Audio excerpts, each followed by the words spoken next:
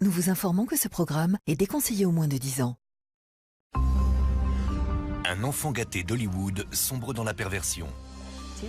C'était un violeur en série, disposant de beaucoup d'argent. Il enregistre ses crimes en vidéo. C'était incontestable.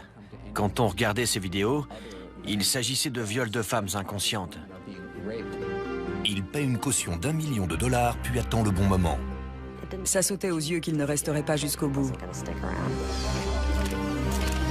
La chasse à l'homme captive les États-Unis. Il y avait tout dans cette affaire. Sexe, drogue et vidéo. L'héritier d'une légende d'Hollywood devient un violeur recherché par la police. C'est aujourd'hui dans Crime en haute société.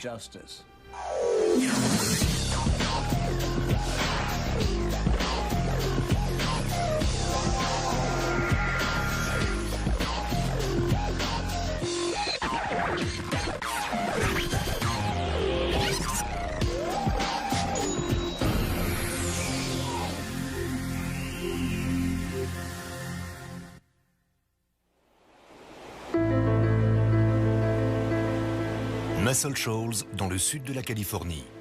Un petit coin de paradis avec une vue imprenable sur l'océan Pacifique.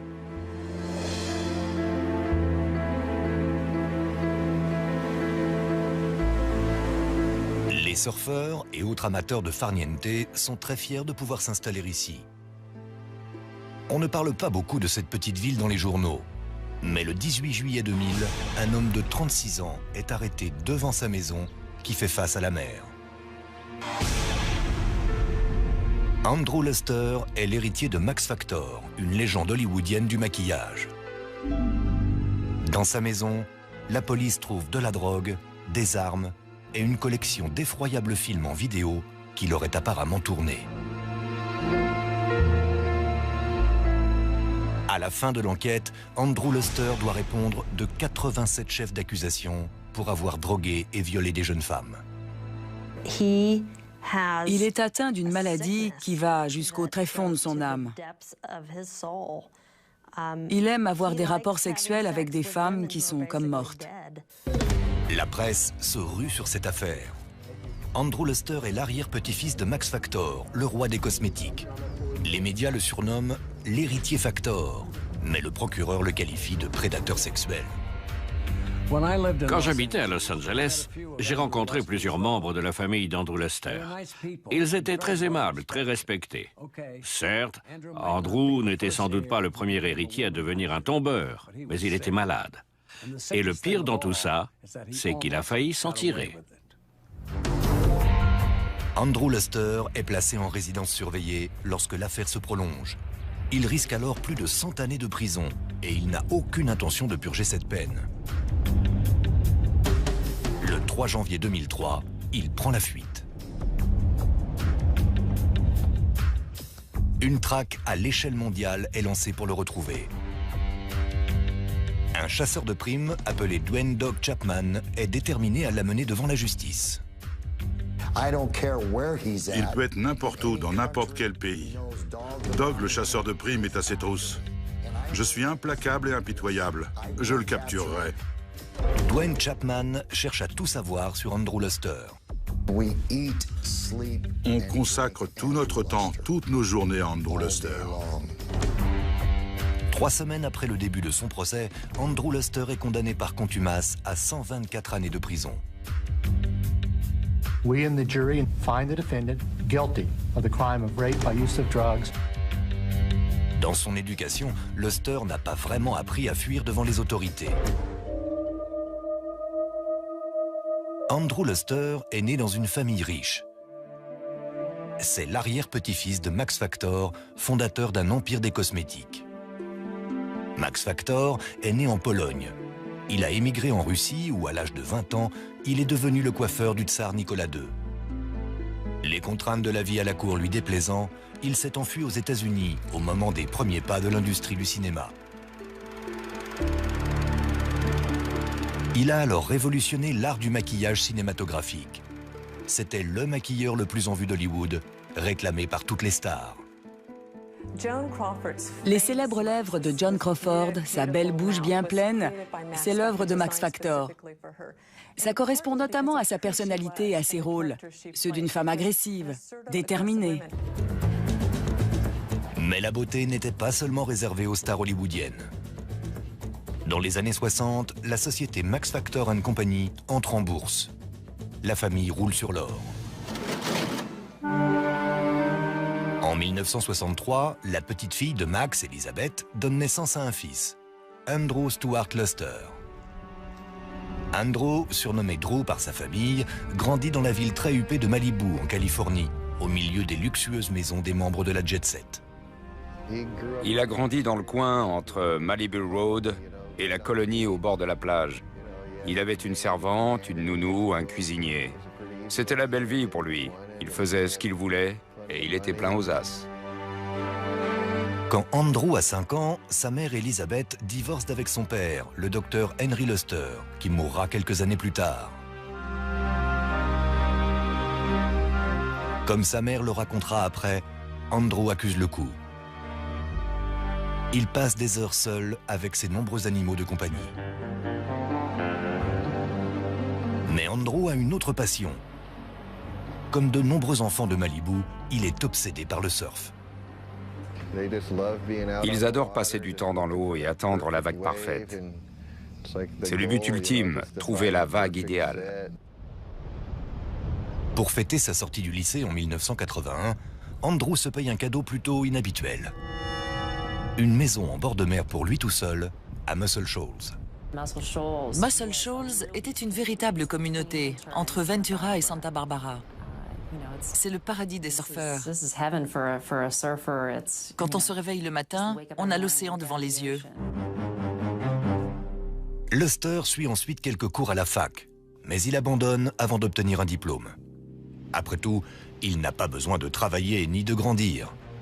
Il sait pourtant à quoi il veut occuper sa vie. Il passait ses journées au soleil, sur les vagues. Et puis il allait nager, boire de la bière et draguer.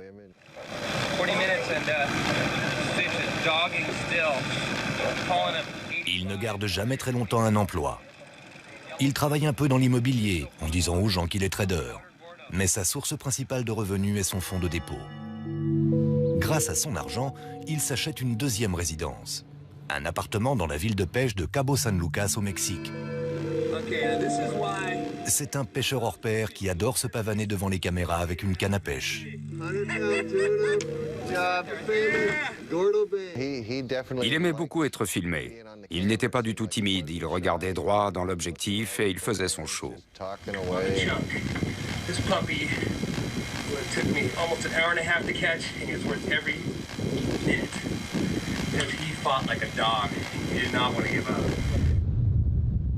C'était le paradis pour Luster.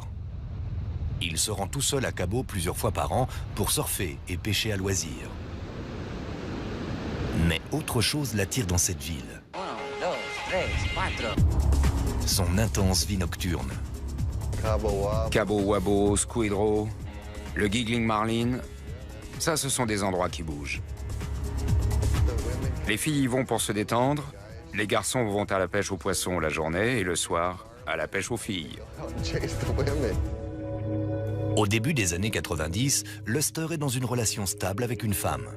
Ils ont 2 enfants ensemble, mais ils ne sont pas mariés. Luster a à peine plus de 30 ans et le mariage ne l'intéresse pas. C'est un solitaire qui a encore envie de continuer à jouer. Il a d'ailleurs un nouveau jouet, une caméra vidéo. Elle devient sa passion. La vie de Luster se transforme en une longue émission dont il est le héros. Le jour, il joue un jeune oisif. Mais à la tombée de la nuit, il se transforme en un prédateur pervers. Au fil des ans, il s'est enfoncé dans une zone dangereuse de déviance sexuelle. Andrew Luster souffre d'un dérangement mental qui va en s'aggravant. Ses perversions et son sens de l'impunité forment un cocktail explosif. Peu à peu, il se transforme en monstre.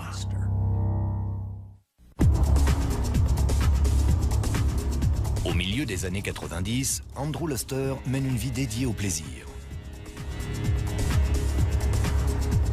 Il consacre son temps à des activités solitaires. Il fait du surf, de la pêche et surtout, il écume les bars et les plages de Californie pour séduire des femmes.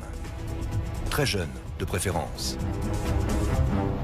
En 1996, Luster rencontre Shauna sur la plage.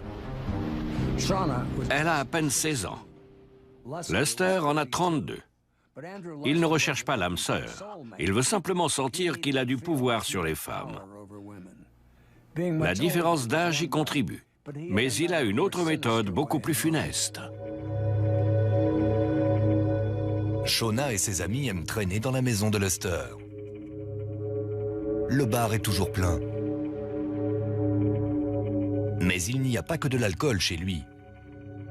Il y a aussi de la marijuana, de la cocaïne et une autre drogue qui commence seulement à se répandre, le GHB. Son nom scientifique est gamma-hydroxybutyrate et l'un de ses surnoms est Liquidex. C'est un sédatif qui, selon les doses, peut avoir des effets différents.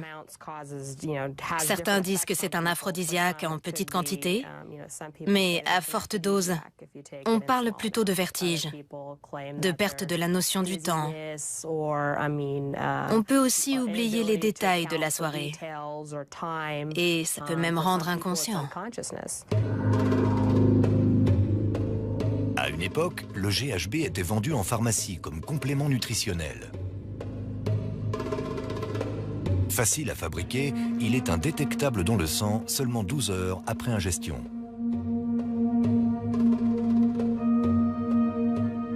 Un soir, alors que Shauna est chez lui, Luster verse du GHB dans le verre de la jeune fille sans qu'elle s'en aperçoive. Elle perd connaissance. Luster insère une cassette dans sa caméra, la met en marche, décrit ce qu'il compte faire, puis viole sa proie inconsciente. Shauna se rappelle seulement s'être réveillée le matin sans aucun souvenir des événements de la nuit précédente. Selon toute apparence, Andrew Luster est comme de nombreux autres jeunes fils de riches qui habitent à Muscle Shoals. Dans la journée, il s'amusait sur la plage et draguait des filles, tout à fait normalement. Mais la nuit, c'était un véritable détraqué sexuel. Il avait deux visages, Dr. Jekyll et Mr. Hyde. Un soir, dans un bar de Santa Barbara, Luster rencontre Tonya. Elle a 23 ans. Elle l'accompagne chez lui, où il lui propose du GHB, prétendument pour la détendre. Pendant qu'elle est inconsciente, il la viole et filme son forfait. Andrew Luster était un prédateur sexuel de sang-froid.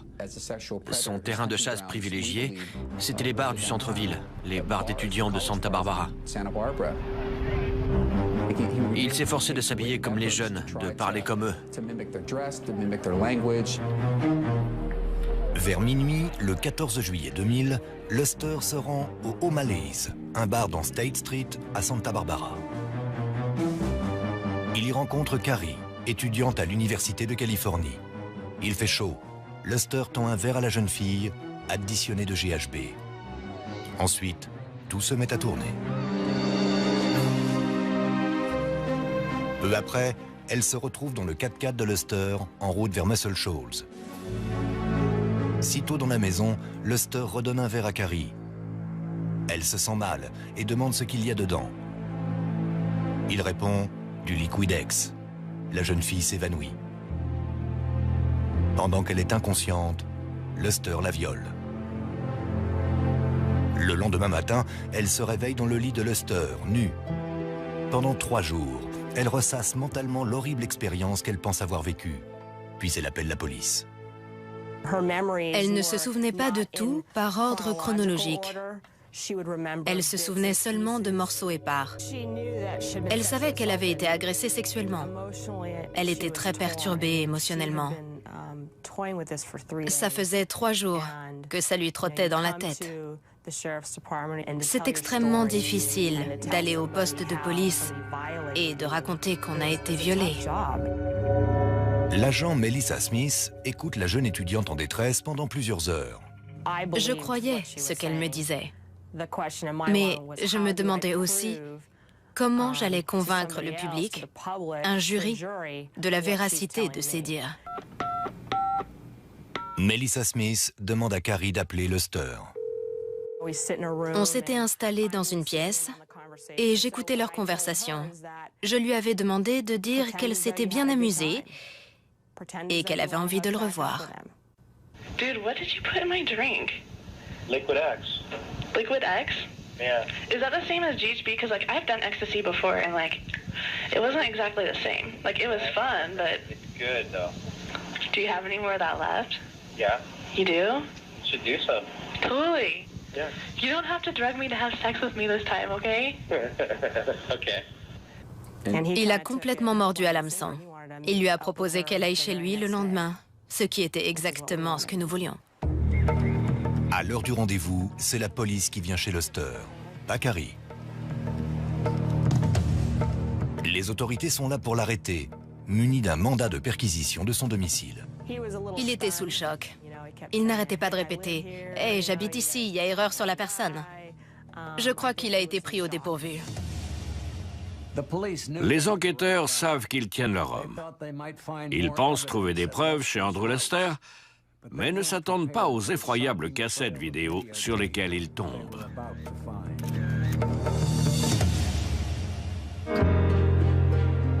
En juillet 2000, Andrew Lester est arrêté devant sa maison californienne de bord de mer pour le viol de la jeune Carrie Doe. Il est menotté, puis emmené au bureau du shérif où il est interrogé. Il était très sûr de lui pendant cet interrogatoire. Il a souvent essayé de prendre le contrôle de la discussion en répétant régulièrement « Vous n'avez aucune preuve contre moi, je vais ressortir libre ». Andrew Lester a toujours eu la vie facile. Il dit littéralement aux policiers « Je suis riche, je vais me prendre un bon avocat et je vais détruire cette fille ». Il est persuadé de pouvoir s'en tirer quoi qu'il arrive. I don't screw up. I've lived in the same place my entire adult life. I'm a wealthy guy. I can't screw up. I'm not going to lose my money. You're a wealthy guy? Mais très vite, il se retrouve acculé et il est pris en flagrant délit de mensonge par la policière. So did you tell her that you put liquid X in her drink? I never told her that. No. Il a dit qu'il ne lui avait rien donné, qu'il ne voyait pas de quoi je parlais. Un peu plus tard, je lui ai dit que j'avais entendu la conversation qu'il avait eue avec Carrie la veille. Là, il a été obligé de reconnaître qu'il avait versé du GHB. Mais il a prétendu que la jeune femme était consentante. Pendant que Luster est interrogé, les enquêteurs fouillent sa maison de Muscle Shoals.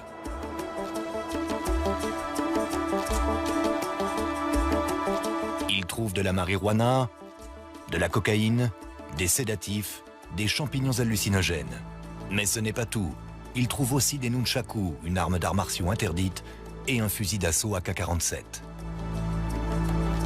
Mais ce n'est encore rien comparé à ce qu'ils trouvent ensuite. Empilés sur une étagère, des dizaines de cassettes vidéo contenant les films tournés par Luster. Il y en a une qui a attiré notre attention, celle marquée « Shauna plus GHB ». C'est celle-là que nous avons regardée en premier. Et le film était très dérangeant. Sur cette vidéo, on voit une fille allongée, inconsciente. Luster entre dans le cadre, s'assied sur le bord du lit, regarde la caméra et commence son récit. Il dit « Beaucoup de gens rêvent de Noël et de Thanksgiving. Moi, je rêve de ça. » En visionnant les autres cassettes, les enquêteurs assistent à d'autres scènes où Luster viole des filles apparemment inconscientes. Elles sont dans le coma. Elles ronflent. Elles sont sans vie.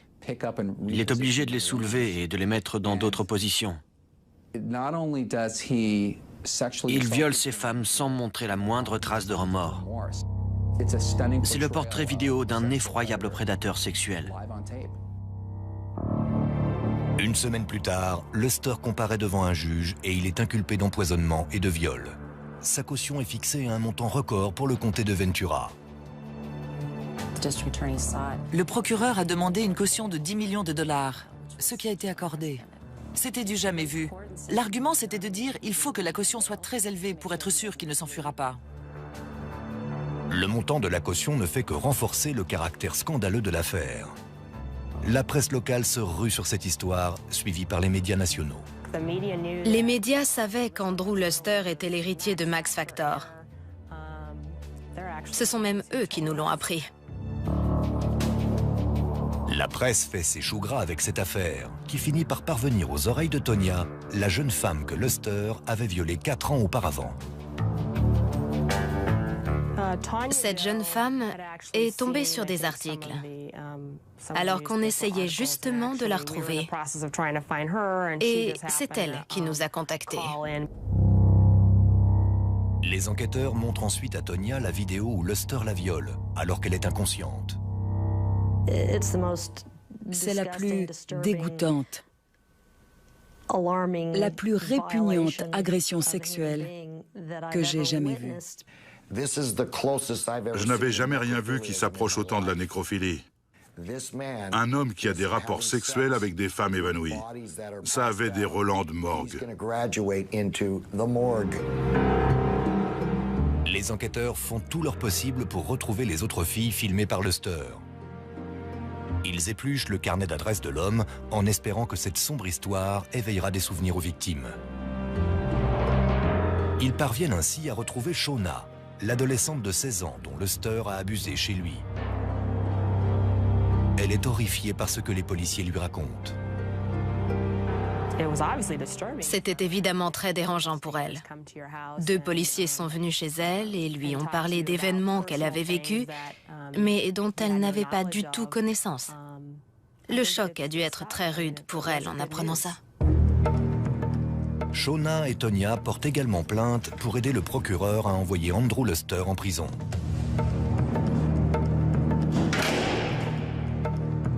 Entrez dans la cellule.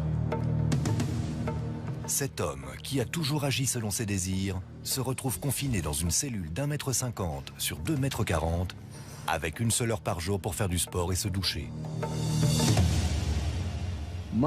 La fortune d'Andrew Luster lui a ouvert des portes toute sa vie.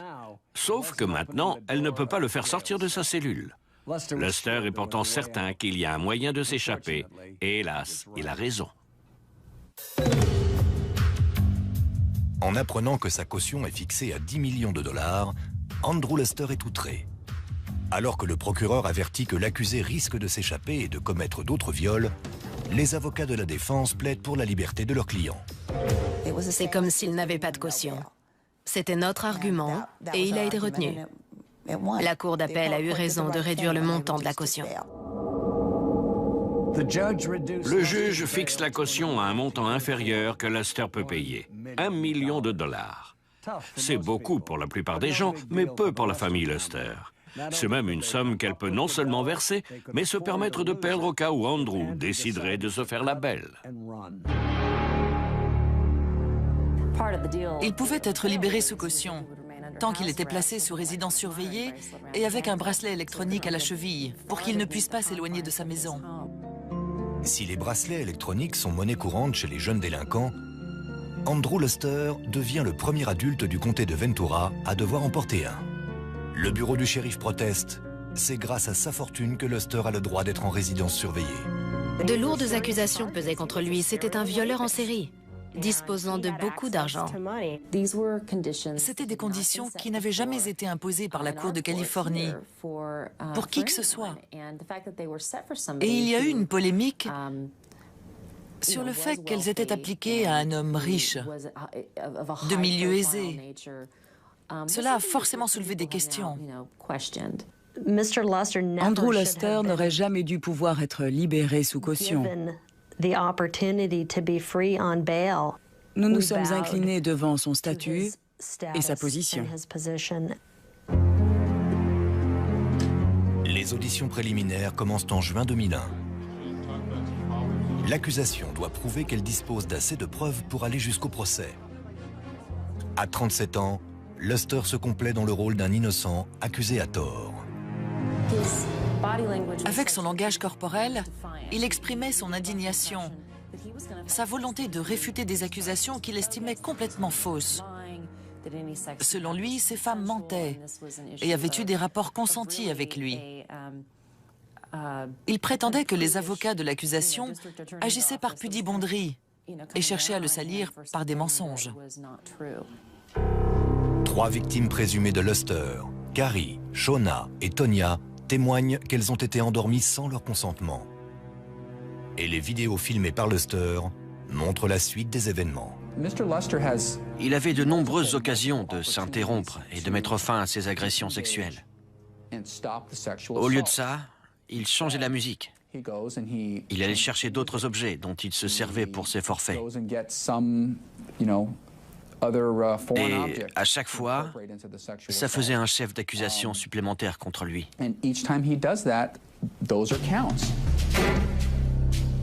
Les preuves sont écrasantes.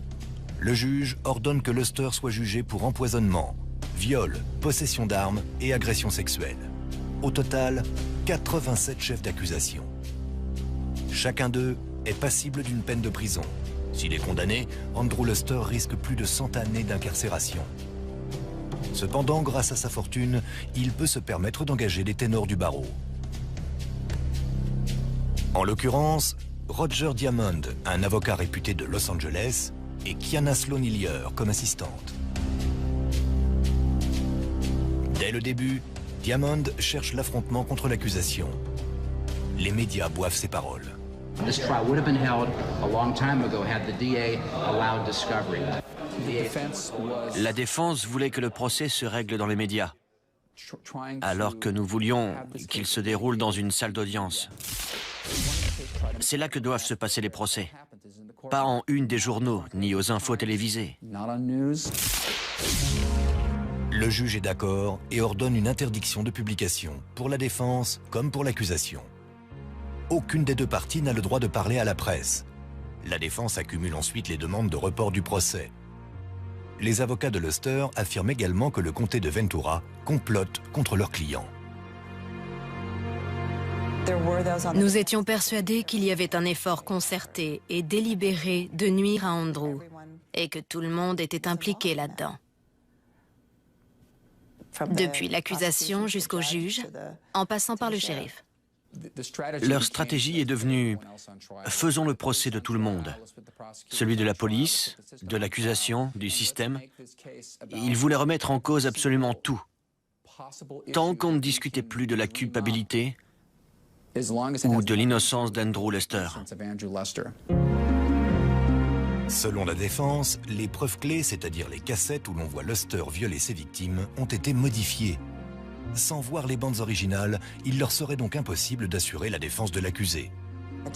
Les cassettes qui ont été montrées au procès contenaient des versions retouchées des films d'Andrew. On avait notamment sous-titré ses paroles. Nous n'avons jamais vu les versions d'origine. Ils ont eu la possibilité d'accéder à ces cassettes, et ils ne l'ont jamais fait. Ils ont vu exactement les mêmes versions que nous.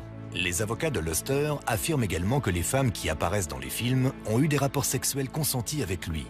Toutefois, cette stratégie ne peut plus aboutir suite à un arrêt de la Cour de Californie statuant qu'un homme n'a pas le droit d'avoir de rapports sexuels avec une femme inconsciente, même si elle a donné son consentement préalable.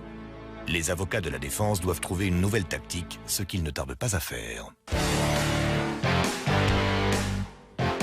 Ils s'appuient sur Waves and Babes, un film érotique produit par Luster.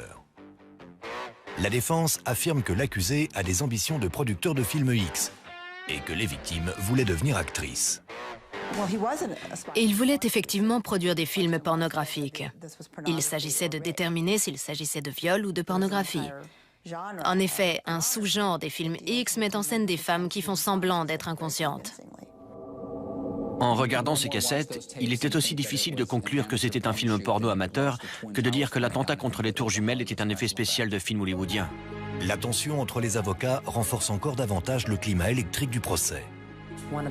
L'un des avocats de la défense parlait du procureur et de ses laquais, ce genre de vocabulaire. Il y avait de l'animosité dans l'air. Le juge Ken Riley finit par en avoir assez. Il a crié à l'avocat de la défense, qui hurlait lui aussi, « Ce procès va avoir lieu, c'est irrévocable. Nous allons former le jury. »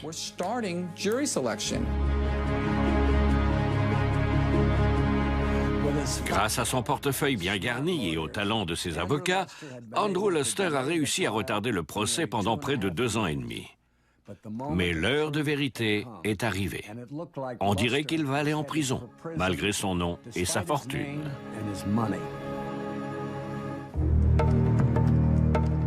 Deux ans et demi après son arrestation, Andrew Luster passe en procès. S'il est condamné, il passera le restant de ses jours derrière les barreaux. Mais pour l'instant, il est dans sa maison de Muscle Shoals, sous résidence surveillée. Il m'a appelé plusieurs fois, il était comme un animal en cage. Il avait envie de sortir, de faire du surf.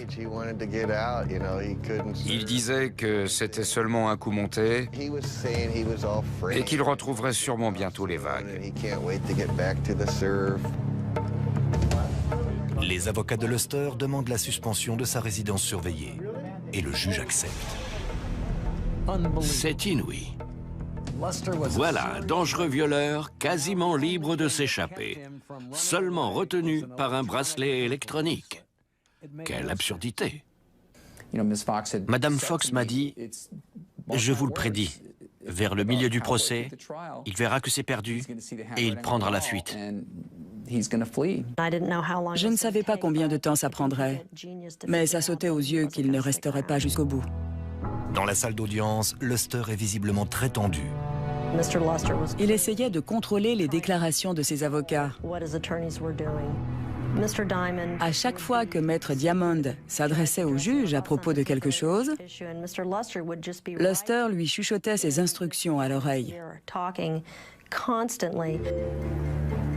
Il a beau se démener pour contrôler le déroulement du procès, il ne peut rien faire pour influer sur l'impact du témoignage des victimes, et tout particulièrement leur réaction lorsqu'elles ont vu les films où Luster les violait.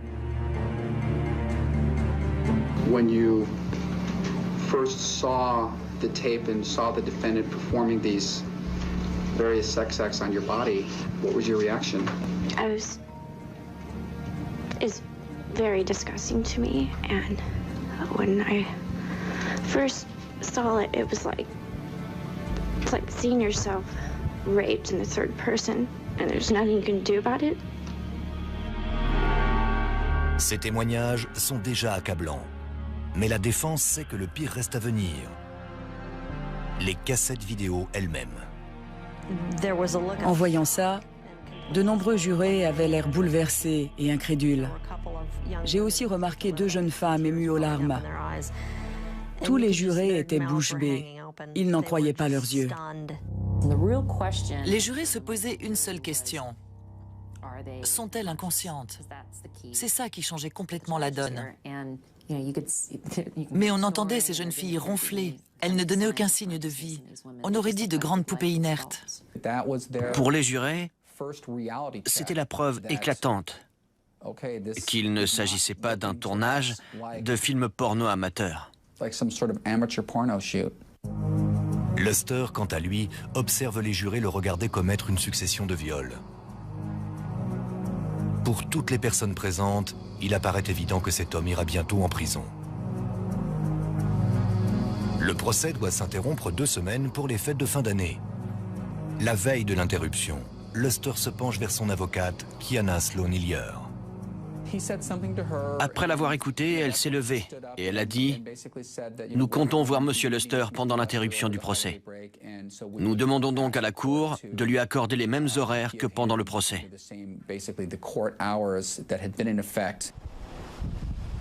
La défense demande que pendant l'interruption du procès, Luster ait le droit de quitter son domicile 12 heures par jour. Anthony Wald est sorti de ses gonds et il s'est écrié « Vous ne pouvez pas faire ça, monsieur le juge. Il risque de s'enfuir. » Malgré notre objection, le juge a accédé à cette demande. Pendant l'interruption, Luster se concerte avec ses avocats qui pressentent que la culpabilité va être prononcée et se prépare à faire appel du jugement. Luster, lui, se prépare à toute autre chose. Le matin du vendredi 3 janvier 2003, Andrew Luster sectionne son bracelet électronique, sort de chez lui et monte dans son 4x4. Il roule pendant 2 heures vers le sud jusqu'à Santa Monica et se gare au coin de San Vicente et de la 10e rue. Il sort ensuite du véhicule et disparaît. C'est assez évident qu'il envisageait cette solution depuis longtemps. Il a bien vu que ça sentait le roussi. Les autorités se sont rendues compte de sa disparition à 20h30, alors qu'il était parti de chez lui à 8h du matin. Il avait beaucoup d'avance. Il pouvait déjà être très loin. En fouillant la maison de Luster, les enquêteurs s'aperçoivent que ses habits d'été, son chien et de précieux objets d'art indien n'y sont plus. Quelques jours plus tard, des mandats d'arrêt sont lancés contre Andrew Luster au niveau local et fédéral. En son absence, le procès reprend. Le lundi matin, à la place d'Andrew Luster, il y avait une chaise vide. Maître Diamond a dit que son client avait peut-être eu un accident de voiture et que son absence était sûrement explicable. Anthony Wald a répliqué aussi sec, et pourquoi pas un enlèvement par les extraterrestres tant qu'on y est. Il a fui, c'est tout. La disparition de Luster fait la une de tous les journaux californiens. Un homme s'intéresse tout particulièrement à cette affaire. Un chasseur de primes nommé Dwayne Dog Chapman.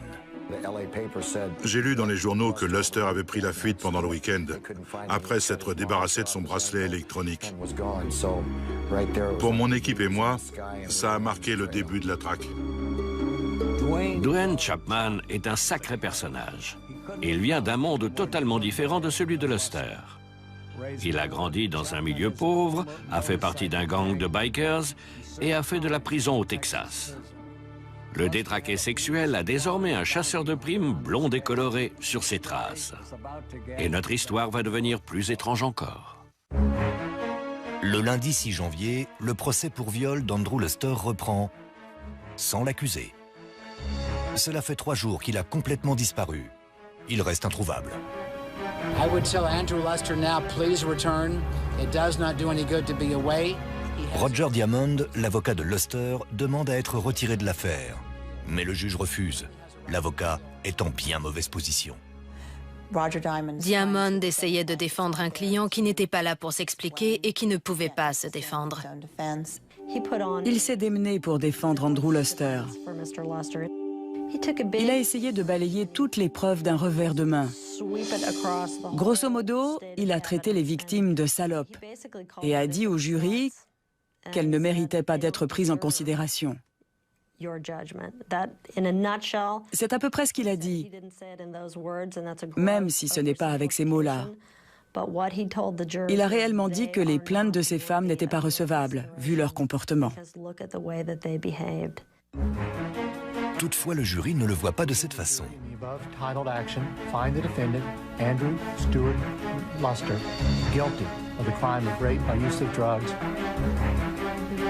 Le 21 janvier, Andrew Luster est reconnu coupable de 86 des 87 chefs d'accusation, empoisonnement et viol. Il est condamné à 124 années de prison, sauf qu'il n'en effectuera pas une seule journée s'il n'est pas capturé. Le chasseur de primes, Doug Chapman, est déterminé à retrouver le fugitif. Je voulais qu'il redoute le moment où j'allais lui sauter dessus. J'étais prêt à tout pour l'avoir. Chapman est un évangéliste avec un penchant pour la publicité. Il dit que les crimes de Luster le dégoûtent, le mettent hors de lui. Il veut absolument capturer Luster. Les autorités de Californie et du pays traquent aussi Luster grâce à une méthode éprouvée. Elles suivent l'argent à la trace. À tout moment, où qu'il soit, il fallait qu'il se demande si sa transaction allait être repérée par le FBI, le Trésor américain, les services secrets ou Interpol. Chapman, lui, ne vise pas l'argent. Il cible l'homme. On savait où il était allé, où il était susceptible d'aller. On connaissait sa personnalité, sa pointure. On savait s'il avait un jumeau ou des tatouages. Les enquêteurs assurent ne pas être dérangés par le fait que Doc Chapman recherche Luster. Si Dwayne Chapman, une émission de télévision ou quiconque d'autre arrivait à localiser Andrew Luster par quelque moyen que ce soit, tant mieux. En juin, Chapman apprend par un informateur que Luster est dans la ville mexicaine de Puerto Vallarta, où il a repris sa vie de séducteur nocturne. Ça correspondait à son portrait de prédateur sexuel. Un hôtel borgne, des passes à $5 dans un endroit perdu, ce genre de choses. C'était exactement là que je m'attendais à le trouver. Chapman saute dans un avion. Le 18 juin, il repère Luster chez un marchand de tacos près de son hôtel Bon Marché. C'est le moment que le chasseur de primes attendait. Il bondit sur le fugitif, le maîtrise, puis l'embarque dans sa camionnette et repart. Des passants ayant assisté à la bagarre appellent la police. En quelques minutes, les policiers rattrapent le véhicule, s'emparent de Luster et le jettent en prison. La capture de Luster fait la une des journaux. Quelques jours plus tard, le FBI récupère la garde de Luster et le rapatrie vers les États-Unis. Après 3 ans de lutte pour éviter la prison, Andrew Luster, l'héritier en fuite, est derrière les barreaux. C'est sûrement là qu'il passera le restant de ses jours. Il n'a pas eu un comportement parfait, c'est vrai. Mais il a été condamné à 124 ans de prison. Je suis certaine qu'il n'a pas eu un procès équitable. Cela prouve bien que les riches n'arrivent pas toujours à acheter leur liberté. Il a violé des victimes inconscientes, des femmes incapables de résister parce qu'elles avaient été droguées. C'est très tordu.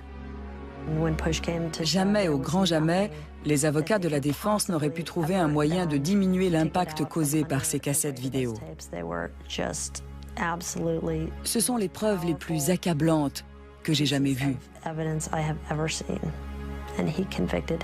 Luster s'est condamné lui-même dans la quête égoïste de son plaisir pervers. Andrew Luster avait suffisamment d'argent pour mettre les femmes à ses pieds. Il aurait pu en payer pour satisfaire ses désirs, mais cela ne lui suffisait pas.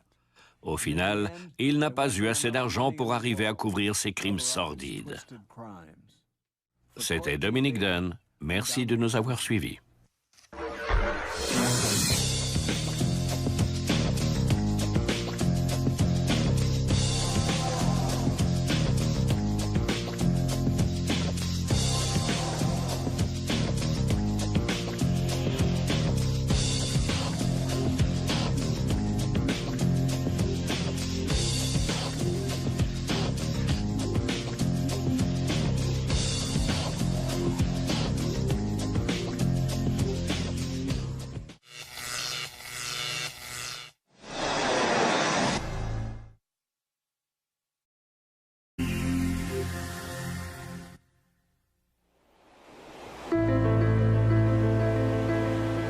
Muscle Shoals, dans le sud de la Californie.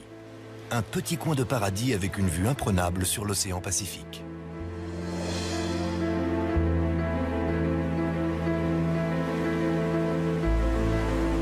Les surfeurs et autres amateurs de farniente sont très fiers de pouvoir s'installer ici. On ne parle pas beaucoup de cette petite ville dans les journaux. Mais le 18 juillet 2000, un homme de 36 ans est arrêté devant sa maison qui fait face à la mer. Andrew Luster est l'héritier de Max Factor, une légende hollywoodienne du maquillage. Dans sa maison, la police trouve de la drogue, des armes et une collection d'effroyables films en vidéo qu'il aurait apparemment tournés. À la fin de l'enquête, Andrew Luster doit répondre de 87 chefs d'accusation pour avoir drogué et violé des jeunes femmes. Il est atteint d'une maladie qui va jusqu'au tréfonds de son âme. Il aime avoir des rapports sexuels avec des femmes qui sont comme mortes. La presse se rue sur cette affaire. Andrew Luster est l'arrière-petit-fils de Max Factor, le roi des cosmétiques. Les médias le surnomment l'héritier Factor, mais le procureur... Celle marquée Shauna plus GHB. C'est celle-là que nous avons regardée en premier. Et le film était très, très dérangeant. Sur cette vidéo, on voit une fille allongée, inconsciente. Luster entre dans le cadre, s'assied sur le bord du lit, regarde la caméra et commence son récit. Il dit « Beaucoup de gens rêvent de Noël et de Thanksgiving. Moi, je rêve de ça. » En visionnant les autres cassettes, les enquêteurs assistent à d'autres scènes où Luster viole des filles apparemment inconscientes. Elles sont dans le coma. Elles ronflent. Elles sont sans vie. Il est obligé de les soulever et de les mettre dans d'autres positions. Il viole ces femmes sans montrer la moindre trace de remords.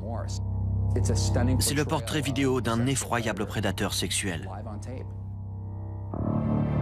Une semaine plus tard, Luster comparaît devant un juge et il est inculpé d'empoisonnement et de viol. Sa caution est fixée à un montant record pour le comté de Ventura. Le procureur a demandé une caution de 10 millions de dollars, ce qui a été accordé. C'était du jamais vu. L'argument, c'était de dire il faut que la caution soit très élevée pour être sûr qu'il ne s'enfuira pas. Le montant de la caution ne fait que renforcer le caractère scandaleux de l'affaire. La prévue par Luster. La défense affirme que l'accusé a des ambitions de producteur de films X et que les victimes voulaient devenir actrices. Il voulait effectivement produire des films pornographiques. Il s'agissait de déterminer s'il s'agissait de viol ou de pornographie. En effet, un sous-genre des films X met en scène des femmes qui font semblant d'être inconscientes. En regardant ces cassettes, il était aussi difficile de conclure que c'était un film porno amateur que de dire que l'attentat contre les tours jumelles était un effet spécial de film hollywoodien. La tension entre les avocats renforce encore davantage le climat électrique du procès.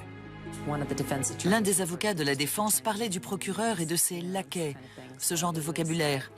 Il y avait de l'animosité dans l'air. Le juge Ken Riley finit par en avoir assez. Il a crié à l'avocat de la défense, qui hurlait lui aussi, « Ce procès va avoir lieu, c'est irrévocable. Nous allons former le jury. »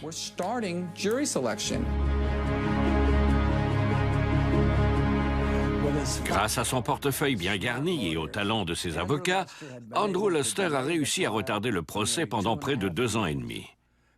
Mais l'heure de vérité est arrivée. On dirait qu'il va aller en prison, malgré son nom et sa fortune.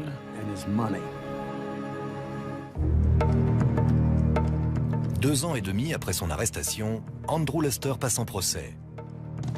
Il sectionne son bracelet électronique, sort de chez lui et monte dans son 4x4. Il roule pendant 2 heures vers le sud jusqu'à Santa Monica et se gare au coin de San Vicente et de la 10e rue.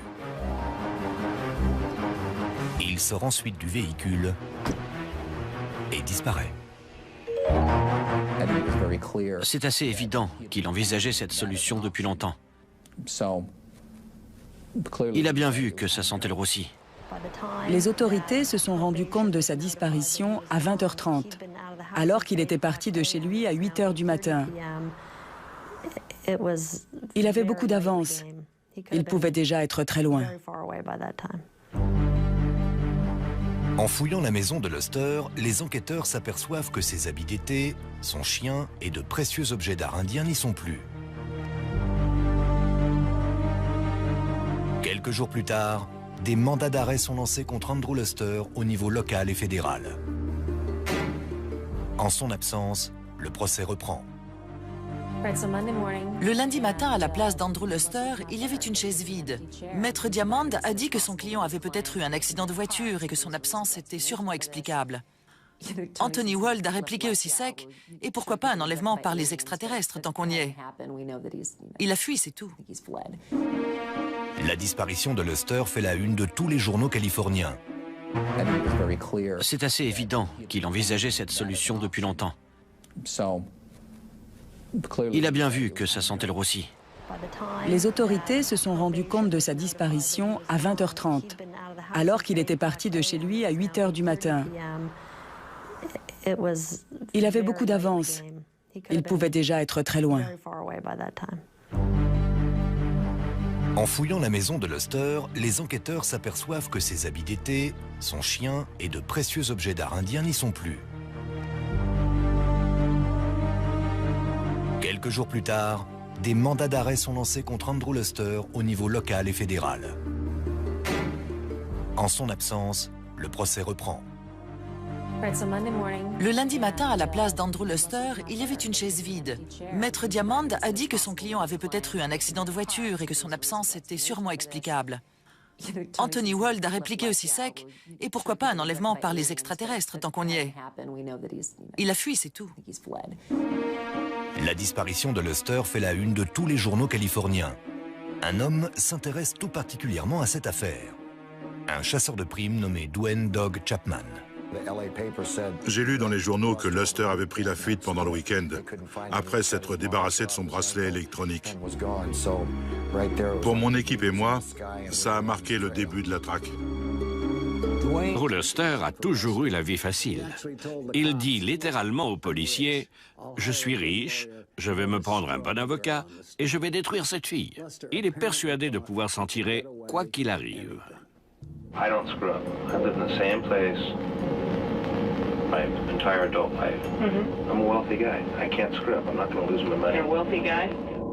Mais très vite, il se retrouve acculé et il est pris en flagrant délit de mensonge par la policière.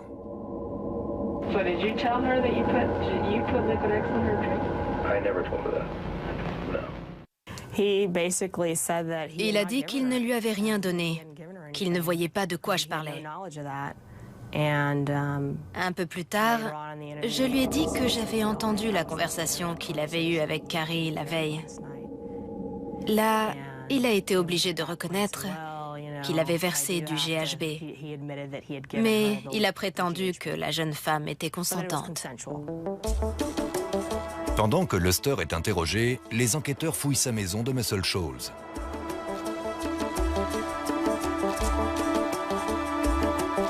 Ils trouvent de la marijuana, de la cocaïne, des sédatifs, des champignons hallucinogènes. Mais ce n'est pas tout. Ils trouvent aussi des nunchakus, une arme d'arts martiaux interdite, et un fusil d'assaut AK-47. Mais ce n'est encore rien comparé à ce qu'ils trouvent. Andrew Luster est arrêté devant sa maison californienne de bord de mer pour le viol de la jeune Carrie Doe. Il est menotté, puis emmené au bureau du shérif où il est interrogé. Il était très sûr de lui pendant cet interrogatoire. Il a souvent essayé de prendre le contrôle de la discussion en répétant régulièrement « Vous n'avez aucune preuve contre moi, je vais ressortir libre ». Andrew Luster a toujours eu la vie facile. Il dit littéralement aux policiers « Je suis riche, je vais me prendre un bon avocat et je vais détruire cette fille ». Il est persuadé de pouvoir s'en tirer quoi qu'il arrive. I don't screw up. I've lived in the same place my entire adult life. I'm a wealthy guy. I can't screw up. I'm not going to lose my money. You're a wealthy guy? Mais très vite, il se retrouve acculé et il est pris en flagrant délit de mensonge par la policière. So did you tell her that you put Liquid X in her drink? I never told her that. No. Il a dit qu'il ne lui avait rien donné, qu'il ne voyait pas de quoi je parlais. Un peu plus tard, je lui ai dit que j'avais entendu la conversation qu'il avait eue avec Carrie la veille. Là, il a été obligé de reconnaître qu'il avait versé du GHB. Grand délit de mensonge par la policière. So did you tell her that you put Liquid X in her drink? I never told her that. No. Il a dit qu'il ne lui avait rien donné, qu'il ne voyait pas de quoi je parlais. Un peu plus tard, je lui ai dit que j'avais entendu la conversation qu'il avait eue avec Carrie la veille. Là, il a été obligé de reconnaître qu'il avait versé du GHB. Mais il a prétendu que la jeune femme était consentante. Pendant que Luster est interrogé, les enquêteurs fouillent sa maison de Muscle Shoals.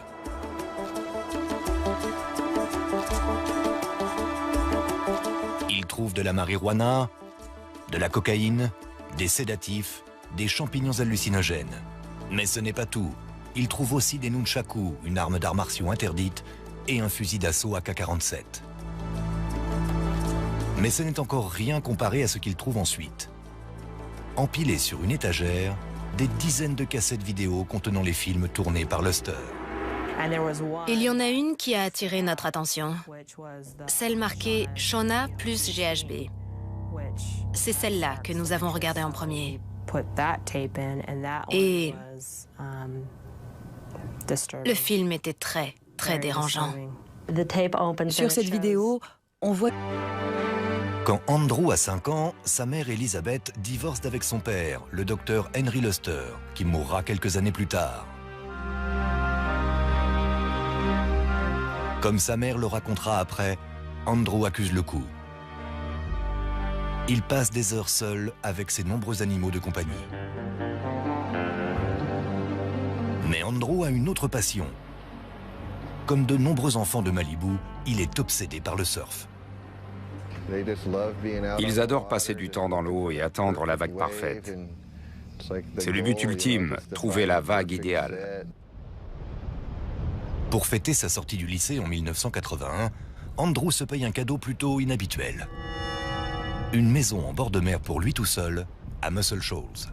Muscle Shoals était une véritable communauté entre Ventura et Santa Barbara. C'est le paradis des surfeurs. Quand on se réveille le matin, on a l'océan devant les yeux. Luster suit ensuite quelques cours à la fac, mais il abandonne avant d'obtenir un diplôme. Après tout, il n'a pas besoin de travailler ni de grandir. Il sait pourtant à quoi il veut occuper sa vie. Il passait ses journées au soleil, sur les vagues. Et puis il allait nager, boire de la bière et draguer. À Monica et se gare au coin de San Vicente et de la 10e rue. Il sort ensuite du véhicule et disparaît. C'est assez évident qu'il envisageait cette solution depuis longtemps. Il a bien vu que ça sentait le roussi. Les autorités se sont rendues compte de sa disparition à 20h30, alors qu'il était parti de chez lui à 8h du matin. Il avait beaucoup d'avance. Il pouvait déjà être très loin. En fouillant la maison de Luster, les enquêteurs s'aperçoivent que ses habits d'été, son chien et de précieux objets d'art indien n'y sont plus. Quelques jours plus tard, des mandats d'arrêt sont lancés contre Andrew Luster au niveau local et fédéral. En son absence, le procès reprend. Le lundi matin, à la place d'Andrew Luster, il y avait une chaise vide. Maître Diamond a dit que son client avait peut-être eu un accident de voiture et que son absence était sûrement explicable. Anthony Wald a répliqué aussi sec, et pourquoi pas un enlèvement par les extraterrestres tant qu'on y est. Il a fui, c'est tout. La disparition de Luster fait la une de tous les journaux californiens.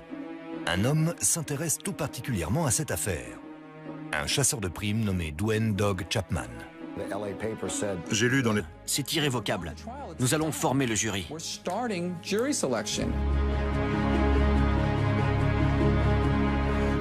Grâce à son portefeuille bien garni et au talent de ses avocats, Andrew Luster a réussi à retarder le procès pendant près de 2 ans et demi. Mais l'heure de vérité est arrivée. On dirait qu'il va aller en prison, malgré son nom et sa fortune.